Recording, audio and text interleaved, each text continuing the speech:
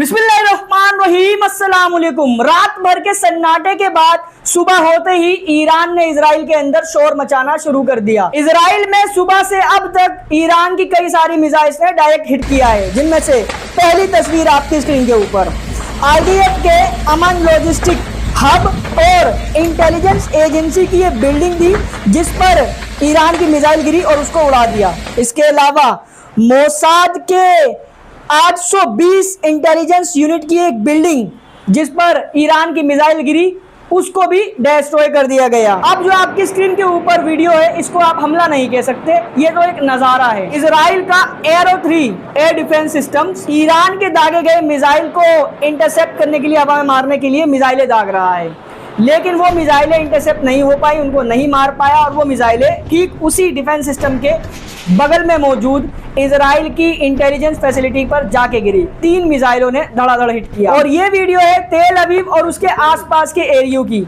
मतलब कई सारी मिसाइलें जब तक मैं ये वीडियो शूट कर रहा हूं तब तक इजराइल के अंदर ईरान की गिरी है जाकर।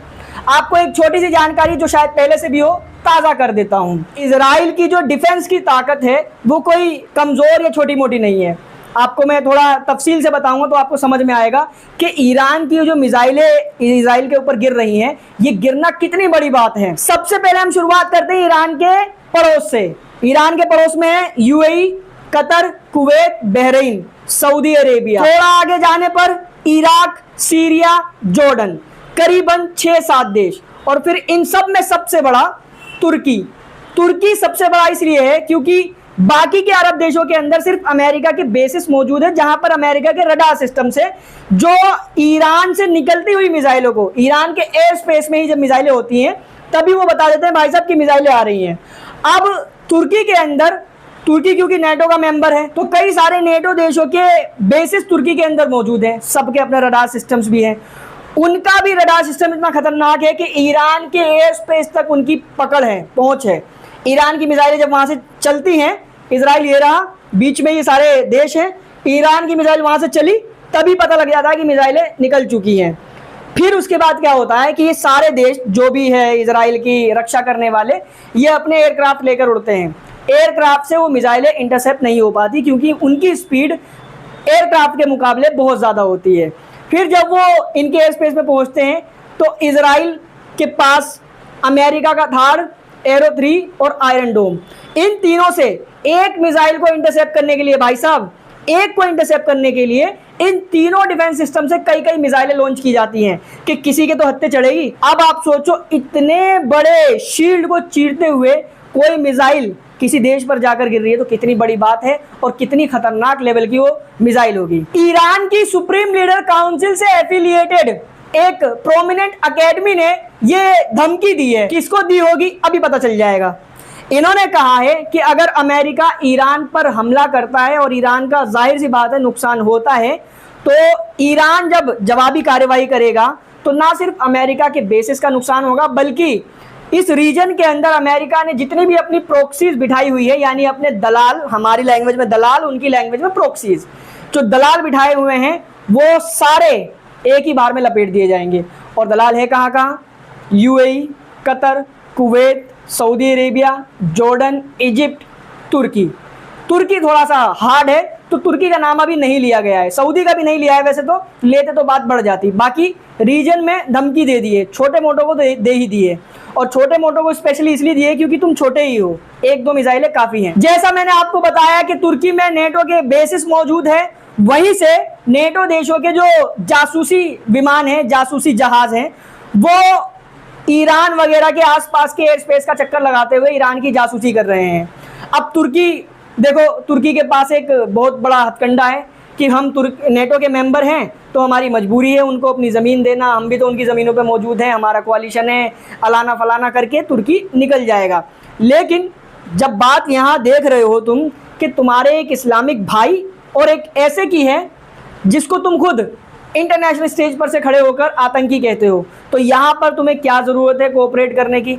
अगर नेटो के लिए कुछ हो रहा है तो ठीक है, तुम नेटो के मेंबर हो तो नेटो की अपनी पॉलिसी है। किसी नेटो देश पे हमला हो रहा है, उसके लिए जासूसी हो रही है, समझ में आता है। इजराइल नेटो का मेंबर नहीं है, लेकिन ये पूरी सर्विसेज दी जा रही है इजराइल को, जैसे नेटो इजराइल के लिए ही बना हुआ हो। और खलीफा अपने मुंह में जूता लेके सो रहे हैं, जूता, क्या कहूँ, क्या बोलूँ। अगर आपको ऐसा लगता है कि ईरान को कोई बड़ा नुकसान नहीं हो रहा है तो ये बहुत बड़ी भूल है। ईरान को सबसे बड़े झटके तो पहले ही दिन में लग गए थे जब उसके बड़े बड़े लीडर्स को चुन चुनकर असैसिनेट किया गया। इसके बाद ईरान के अंदर सिर्फ हमले नहीं हो रहे हैं बल्कि टारगेटेड किलिंग्स हो रही है। ईरान के लीडर्स को लगातार टारगेट किया जा रहा है इजराइल के द्वारा। पता नहीं इन्फॉर्मेशन इनको कहाँ से मिल रही है। अब जाहिर है इनके पास अमेरिका है, पूरा नेटो का देश है, फिर मुखबर है बहुत सारे, मुसलमानों में भी तो गद्दारों की कमी नहीं है ना। अब ईरान ने चीफ ऑफ डिफेंस स्टाफ जो इस्माइल बगई, जिनका असैसिनेशन हुआ था जुमे वाले दिन ही, उसके बाद एक नए चीफ ऑफ डिफेंस स्टाफ बने थे जिनका नाम था अली शामखानी, जिनकी पिक आपकी स्क्रीन के ऊपर है। दावा है इजराइल का कि इजराइल ने इनको भी शहीद कर दिया है, असैसिनेट कर दिया है।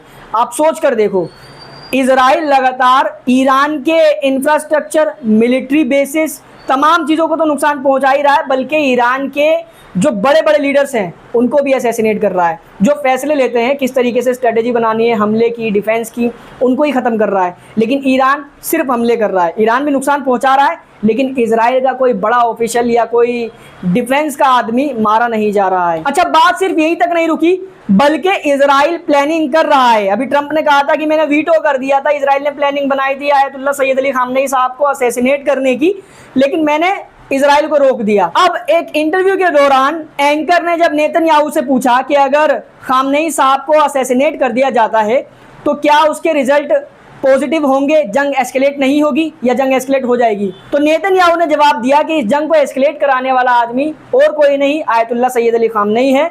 अगर उनको असैसिनेट कर दिया जाता है तो ईरान पूरी तरीके से शांत हो जाएगा, ये जंग पूरी तरीके से थम जाएगी और रीजन में पीस ही पीस होगा। समझ रहे हो ना, पीस ही पीस। थोड़ा थोड़ा पीस ही तो चाहिए सबका ग्रेटर इजराइल बनाने के लिए। वहीं इजराइल से एक वीडियो सोशल मीडिया पर अपलोड की गई है ईरान के हमलों के दौरान की। पहले मैं आपको एक्सप्लेन कर दूं हुआ क्या है। अभी कुछ वक्त पहले 2023 में जब इजराइल के ऊपर हमले हुए थे, गाजा से जंग शुरू हुई थी, तो इजराइल ने तमाम फलस्तीनी वर्कर्स को इजराइल से निकाल दिया था। उनको रिप्लेस करने के लिए इंडिया में आए थे बहुत सारे लोग जिन्होंने 1,30,000 38,000 सैलरी का ऑफर दिया। कारपेंटर, दूध वाला, सब्जी वाला, वेल्डिंग वाला, इस टाइप के लोगों को उठाकर यहाँ से लेके गए और इजराइल में नौकरी दी। समझ रहे हो, बहुत सारे लोग गए। रिपोर्ट्स तो ये कह रही है ऑफिशियल तौर पर कि 16,000 भारत से जो मेजोरिटी कम्युनिटी के लोग हैं उनको इजराइल उठाकर लेकर गया, वो वहाँ काम कर रहे हैं उसी वक्त से।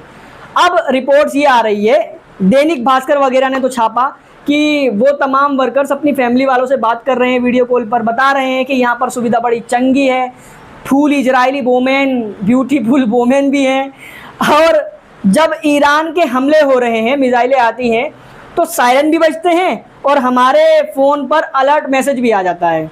इसके आगे क्या होता है वो नहीं बताया, उसके आगे मैं बताता हूँ क्या होता है। अलर्ट मैसेज जब जाता है तो उसका मतलब ये होता है कि भागो चूहो, बिल में भागो, वरना हो जाओगे, निपटा दिए जाओगे। तो चूहे तो बिल में चले जाते हैं, मगर यहाँ से जो गए हैं इजराइल की सेवा करने के लिए, क्या करें, वो भी बेचारे मजबूरी में ही गए हैं। भारत में जॉब है नहीं, जितनी जॉब देने का वादा किया गया था उसका 1% भी शायद नहीं दिया गया है। और बेरोज़गारी का स्तर ऐसा है कि पैसा कमाने के लिए लोग क्या नहीं कर रहे, अपना घर बाहर छोड़कर, बीवी बच्चों को छोड़कर बेचारे कमाने तो गए हैं वहाँ, उनको क्या ही कहा जाए।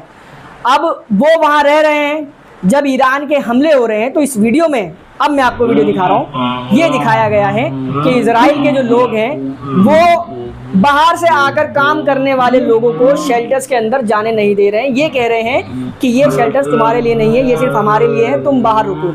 अब इस बंदे की शक्ल देख के आप बताओ, क्या ये लग नहीं रहा कि ये इंडिया का होगा? ज़्यादातर तो इंडिया के ही गए हुए हैं वहाँ पर, शक्ल से भी लग रहा है बेचारा वेल्डिंग करने वाला या पंचर बनाने वाला ही होगा। तो ये हकीकत है उन मजदूरों की जो बाहर देशों से इजराइल में गए हैं काम करने। हम अपनी तरफ से इन वर्कर्स के ऊपर कोई कमेंट नहीं कर सकते हैं क्योंकि इनका कोई इरादा गलत नहीं था, ये अपनी फैमिली का पेट पालने के लिए इतनी दूर गए हैं। लेकिन कुछ कीड़े, भारत की सड़कों पर रेंगने वाले जानवर हैं ऐसे, जो कह रहे थे कि दिल्ली का दीपक, ये जानवर, एक इंटरव्यू में इसने कहा था कि मैं चाहता हूं कि मुझे इजराइल बुलाया जाए, इजराइल माता का मैं सैनिक बनूं और जाकर जिहादियों से लड़ूं। लेकिन इसकी हिम्मत, इसकी औकात इतनी नहीं है कि चीन जो लगातार बॉर्डर पर कब्जे कर रहा है, अरे इसकी औकात तो छोड़ो, जो इसके पॉलिटिकल डैड्स हैं, इसके मालिक हैं, उनकी औकात नहीं है कि चीन को जाकर आंख दिखाए और उससे जाकर लड़े। अब आज ये जो वीडियो सामने आई है, अगर इसने ये वीडियो देखी होगी और अब कोई गवर्नमेंट का आदमी इससे जाकर कहे चलो इजराइल माता को तुम्हारी ज़रूरत है,